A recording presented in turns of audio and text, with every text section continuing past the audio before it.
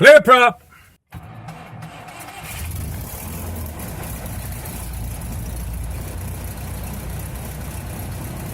All right, good morning. We are here today with Susan Murr for her very first airplane ride in a small airplane. Susan's my sister-in-law, Julie's sister, and we are going to go Supercubbing today. What do you think? I think it's exciting. Are you scared? No. No, I'm sure you can scare me, but no, I'm not scared. I'm not going to scare you. All right, let's go. There you go. Do you hear me now? I hear you. All right. There's a little loose connection there. I'll get the cold air. That was cold coming in there, wasn't it? All right. What do you think so far? I'm ready. Are you ready? I'm ready. All right, so what we've got to do is we've got to taxi out. When you're driving an airplane on the ground, you call it taxi. Did you know that? No. That sounds kind of funny, though, doesn't it? But it is. It's called taxi, and you do it with your feet. You don't do it with your hands. Put your feet down there by those pedals that I showed you earlier. Yeah. You feel them moving? Mm-hmm. That's me driving, steering the airplane. I'm steering that little wheel on the back. The other thing I've got to do is I got to wait for my oil temperature to get up to operating temperature. Something you don't think about in cars, you know. You just get in there and start it and go, right?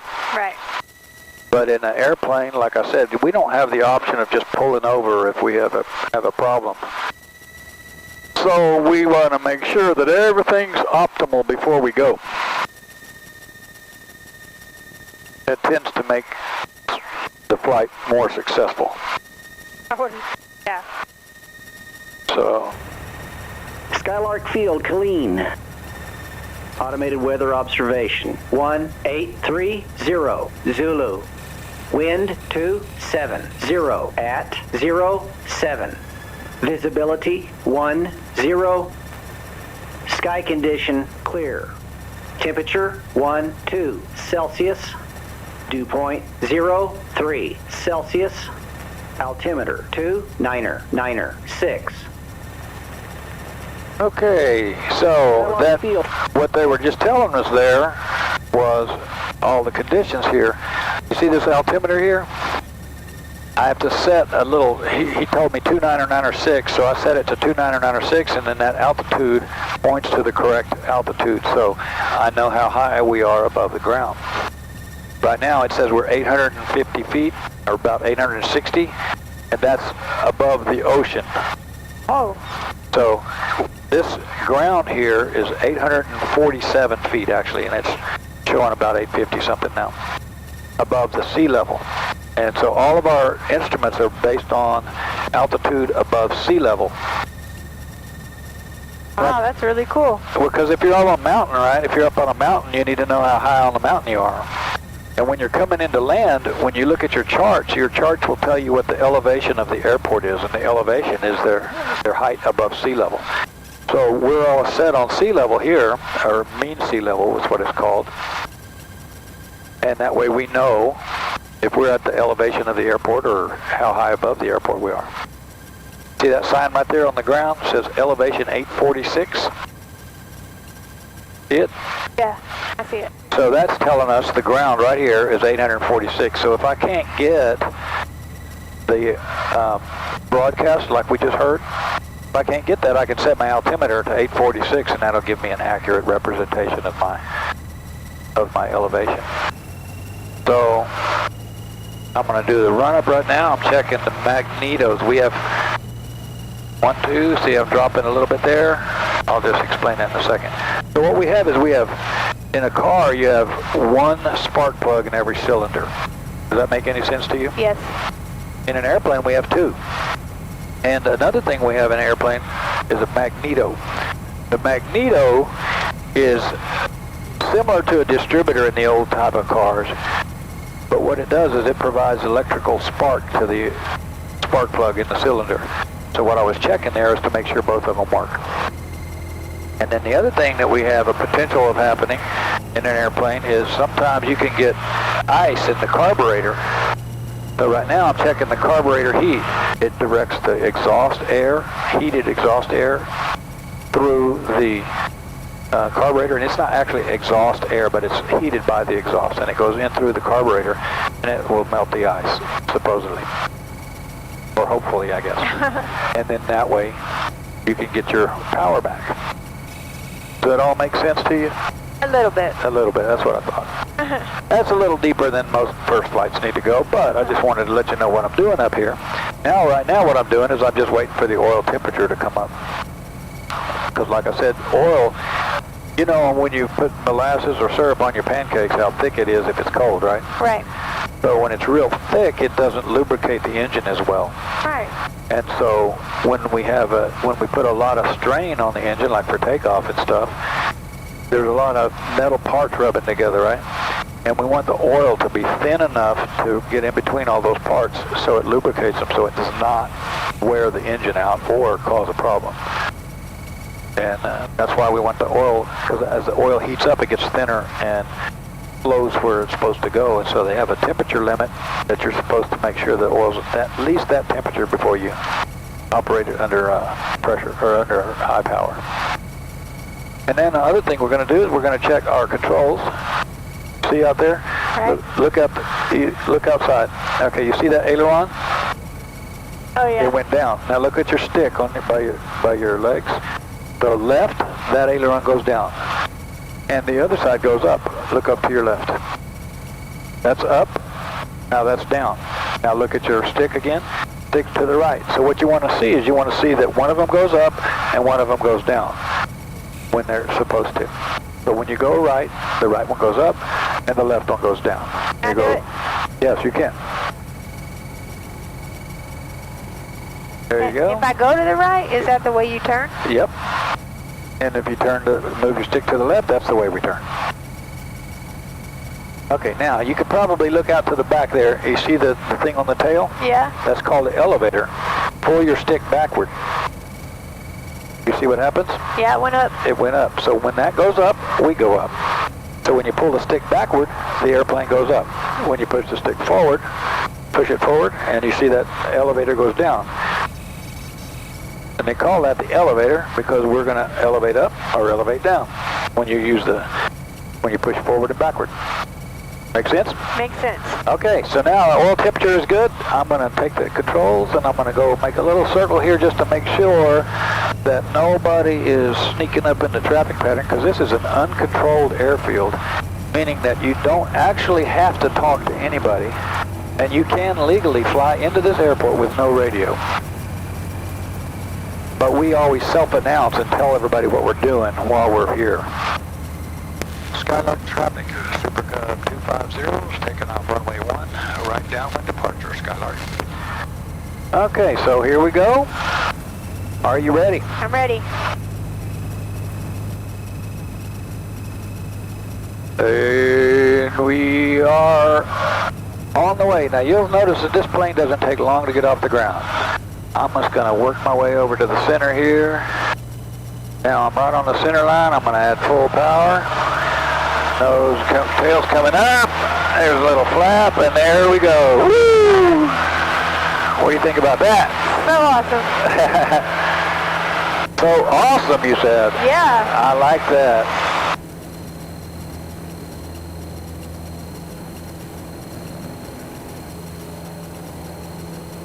That's a pretty cool view, isn't it? Yeah, it's really cool.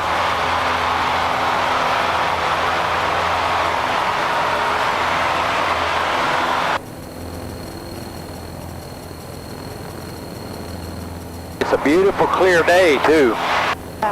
It's going to be a little bumpy, but if it gets too much for you, just let me know. Okay. Okay, so now what I'm going to do is I've got to turn to the right. So when I turn to the right, I'm going to move the stick to the right, and the wing's going to go down. And then I'm going to pull back a little bit, and we're going to just turn this way. What do you think of that? That's cool. All right, I'm going to roll out right here. Roll out means I'm going to level the wings. I'm going to look down here. I don't see anybody downwind or base. I'm going to turn across, or I already turned across, right? I'm going to turn downwind now. There's nobody in the traffic pattern but us, so that's a good thing. And now what I'm going to do, we are at traffic pattern altitude, There's the runway, and I call it a traffic pattern, but it's like a box, right? We take off that way, we come this way, and if I wanted to land again, I would just turn around and land the same direction we took off, right? Right. Now I'm going to take a 45-degree exit from the downwind. Skylark traffic, Supercub 250, departure pattern to the southeast, Skylark. And I don't know why I get that awful side tone sometimes, but anyway, there we go. You see the lake off the nose, right straight in front of us? Can you see over the nose? Yeah. Okay. A little bit. A little bit? You know, us short girls have their problems. What'd you say? Us short girls have those problems. Yeah. All right, I got somebody phone calling me, but I'm not going to answer it right now because I got other things to do.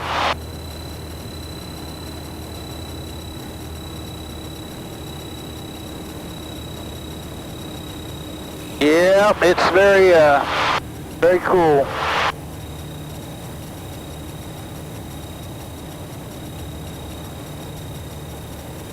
All right, you want to fly? Okay. All right, you have put your hand on the stick. Okay.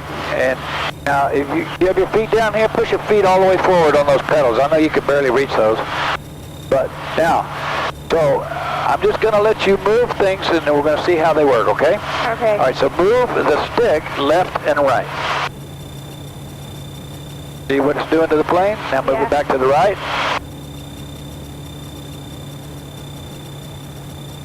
All right, now you see, yeah, now you just can keep it level that way, see? Look at that, you could probably just keep it level. What do you think of that? Moves with a very small tilt, it moves a lot. Yep, you don't have to move it much, do you? No. All right, come back to the right just a little bit. So what we want to do, and I know it's a little hard for you to see back there, but we want to keep everything level, right?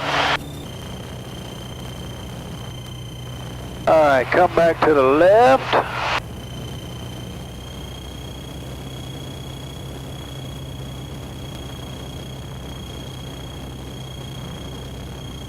See those power lines? Yeah. See, they got the balls on them, so if you're flying down the river, you can see the little balls. Yeah.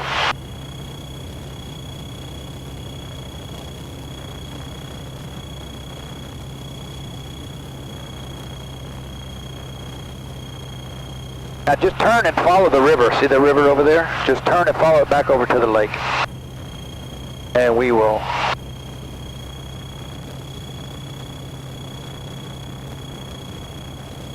Now you see the big antenna up there at 12 o'clock right in front of us?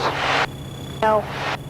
It's way over there. Oh, yeah. 8 Whiskey Delta, left downwind 36, Hamilton. There's one of your kind on the radio. Yeah. You hear her? Yeah. So those people are actually all the way down in Fredericksburg. The radio is picking them up over here, but it's there in Fredericksburg.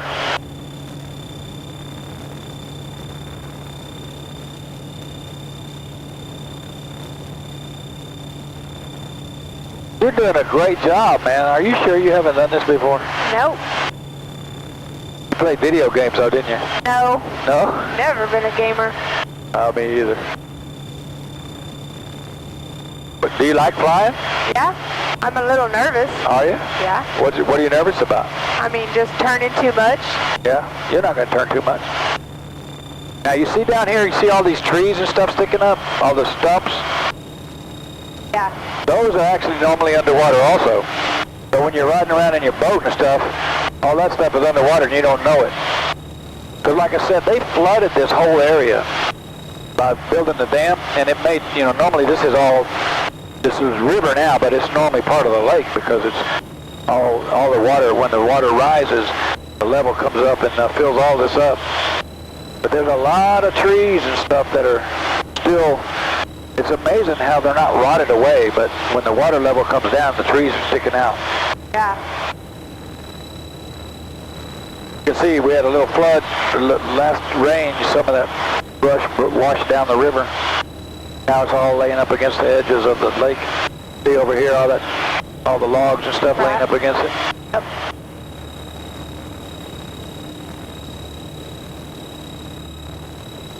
I'm just amazed at how well you're doing. And I haven't scared you at all, have I? No. Well, that's good. And you haven't scared me, so that makes us even. I scared myself. You did? Yeah, when you weren't paying attention. Oh, really? How'd you do that? I don't know. Just I guess the wind or the bumps or... Yeah, I know. When we were over there by the dam, we hit some bumps. All right, so I'm going to add some power and pull back a little bit on the stick, and let's climb. Ready? Now, look at that. Ooh, look at that.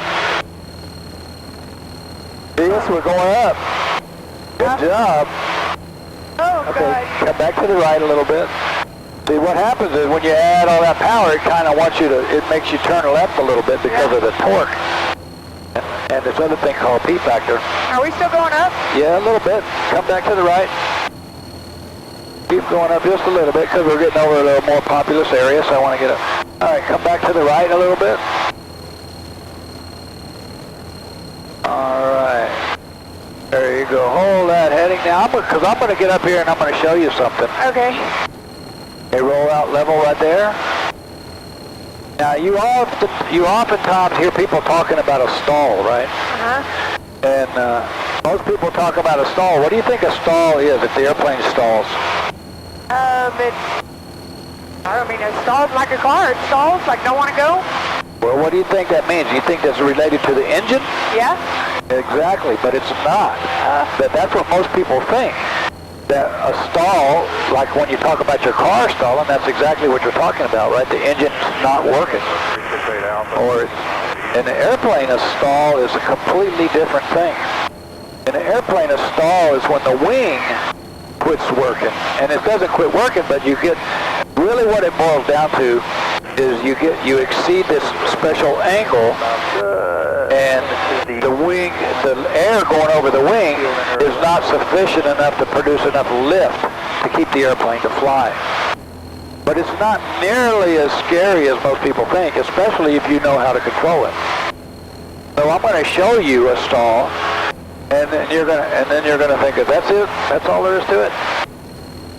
Got it, right? I have the controls. Okay. And now I'm going to get up here, so we have a safe altitude. I'm going to get up here to 3,000 feet.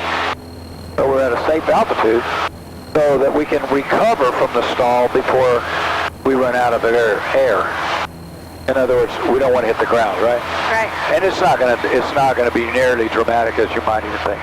So the first thing I'll do, when we slow the airplane down, as we slow down, one of the things that happens is the slower we go, the more we have to point our nose up. And what we're really doing is we're just, the wings is what keeps us in the air, right? Right. The air going over the wings makes the wing generate lift. But as you slow down, you have to point it up a little bit more so you get a steeper wing angle, and that gives you the same amount of lift when you go slower, right? Mm-hmm. So I'm going to pull the flaps. Watch those things beside us. Those. Now I'm pulling both of those, look both sides, those are both coming out evenly, see that? And that just makes the wing generate some more lift. So what happens is when we get really slow, this is how we land, right? You want to land slow. But when you get to slow and you're not landing, or even if you are, you don't want to stall right before you too high. You stall right as you touch down. But this is a stall. I'm going to pull the power all the way to idle. So I got no engine power other than what is required to idle, okay? Now, you'll feel just a second. There you go, boom. You feel that? Yes. That was the stall. That's all there is to it. That's not a big deal, is it? No. So, and here we go. I'm going to do another one. Get a little buzzer. No, we didn't hear it that time, but that buzzer is a warning. Sometimes County traffic Bonanza 377 Delta, currently about 4 to the east. We'll cross midfield and see that? right downwind. That one was a little more abrupt, wasn't it? Because I'm doing like a falling leaf, right? We're just kind of falling, like you see the leaves kind of fall in the air. That's what I was doing. But that's not a big deal, is it? No. The problem is that with some people, if you don't control the stall 150 over ground with your rudder pedals, you might wind up spinning. Then that is a big deal.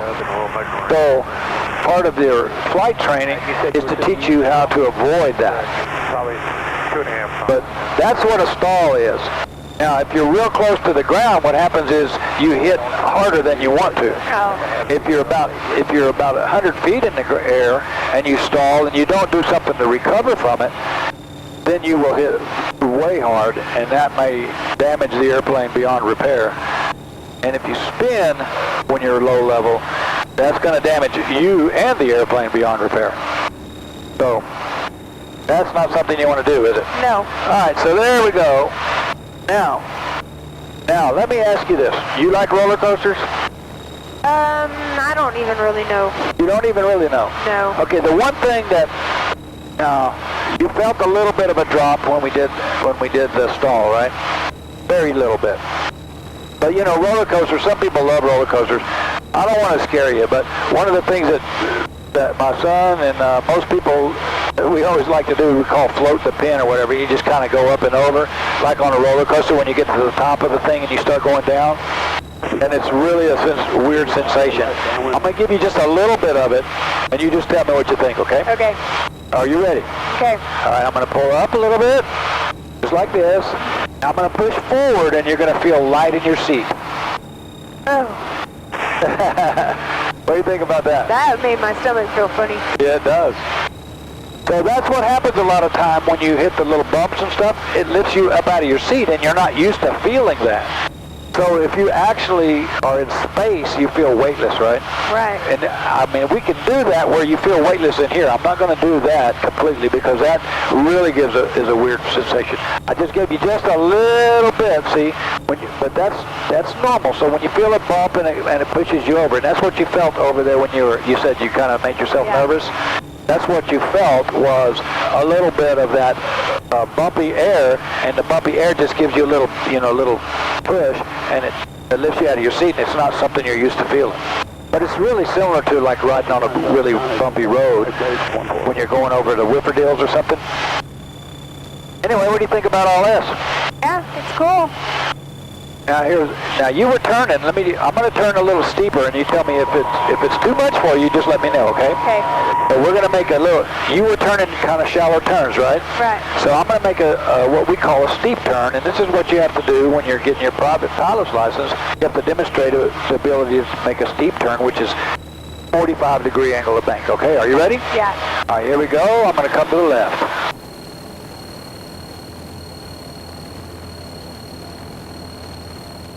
Now look straight down. It looks like we're almost 90 degrees, but we're not. We're right at 45 degrees right here. But it looks pretty steep, doesn't it? Yeah. What do you think about that? It's not scary, is it? Yeah, it's kind of scary. Kind of scary? But you see, when you do this, you actually make your circle a lot quicker than if you don't. If you turn steeper, your circle is smaller, and you get around quicker. See that? Yeah. But it wasn't rough or abrupt, right? No. All right. Here, what we need to do is we need to get a good selfie of us here. There we go. Look at me. There you go. One more. Let's see. One more. Ready? Yeah, that's cool. So, you want to apply some more, or you want me to? No, I want you to. My stomach feels a little queasy. Oh, well, we'll head back to the airport. How about that? Yeah. All right. That's all. I told you it wouldn't take a whole lot, right? Right. I told you it'd be a short flight. And I don't want to scare you. No, you're not. I know. But the last thing, some people take people out to try to scare them. I don't want to do that because that's the last thing as a pilot you want to do is scare a first-timer. I want you to enjoy it. Yeah. I showed you just enough of the things so you know what's normal and what's not. And, the bumps is what scares a lot of people, the turbulence. Like, this is very light right now. But sometimes it's just glassy smooth, and we all like that better. But the bumps usually scare you because it gives you a sensation that you're not used to. But it's not really bad. I don't hear anybody in the pattern. So we're descending, we're going, you see, the airport is right up there at 12 o'clock. The runway is going left and right. Right. Almost at a 45 to us. Do you see it? I see it. Good. Skylark traffic, Supercub 250 is 2 miles to the east. I'll be entering a right downwind for runway 1. Hey, Levi. What's going on? You out there doing some aviation? Yes, sir. Too beautiful of a day to not take advantage of it. I agree. I've got my sister-in-law for her very first airplane ride today. So cool. Picked a beautiful day for it. Absolutely. So that guy is a helicopter crop duster pilot who's just getting his fixed-wing airplane license. Cool. Name is David. A good guy. Big old gnarly beard. He's a fun feller. Traffic Cirrus 101 Golf Whiskey is entering holding as you said it. So what he just announced was he's taxiing out to runway 1, so he's right in front of us and you'll see him when I turn.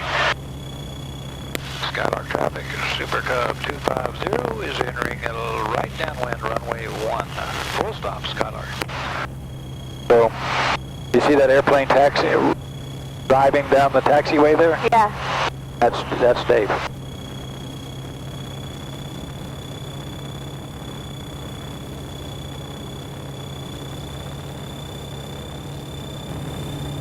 Okay, so now what I'm going to do is I am going to reduce my power a little bit.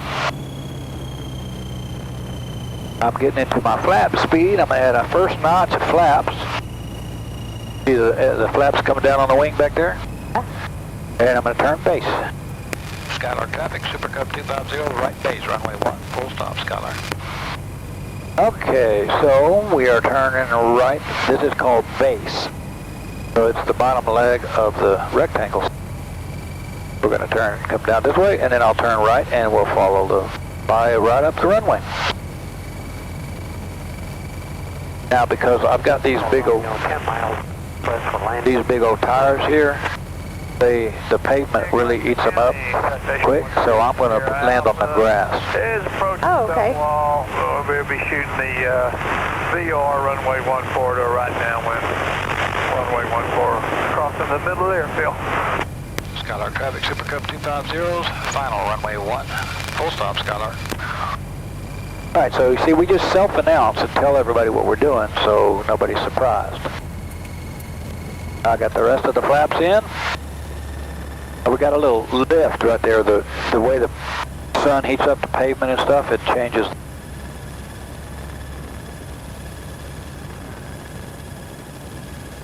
There's David.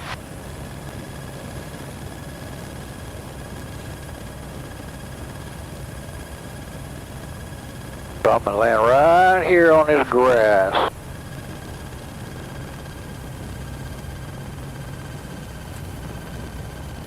Think about that.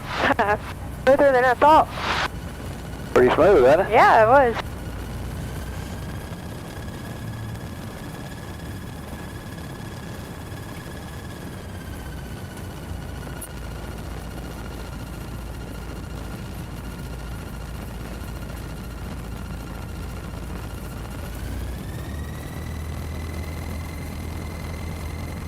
Well, what did you think about that? That was really cool.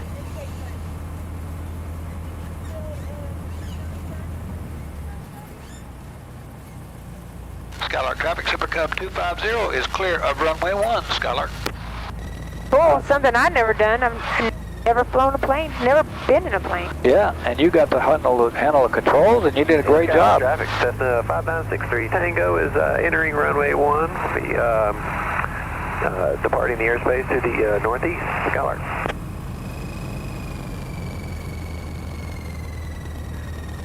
Yeah, so that was fun. Yeah, it was pretty cool. All right. Now I'm going to turn radios off. And this here, we got a handy dandy little checklist for my shutdown, but basically it's mixture, mags, and master. We come over here to secure the airplane, mixture, mags, master switch, control circuit lock. We don't have a lock, so I'm going to go mixture off. Prop's going to stop. Mags off, and then the master off. And then that'll conclude our flight. All right, what'd you think of all that? I flew. You did. You flew great too. Made me a little sick, but I'd do it again. It made you sick? I mean, it made me feel, my stomach feel a little queasy. Little queasy, but Yeah. you would do it again? I would totally do it again. Get used to it. Yeah. Yeah. You did, actually you did the turns and the banks were really good. You were really coordinated. It was awesome. We went over the lake, had a lot of fun. I can't wait to do it again one of these either. days. All right, yeehaw, let's go. One thing I always forget to say is, hey, y'all like and subscribe for Susan's sake.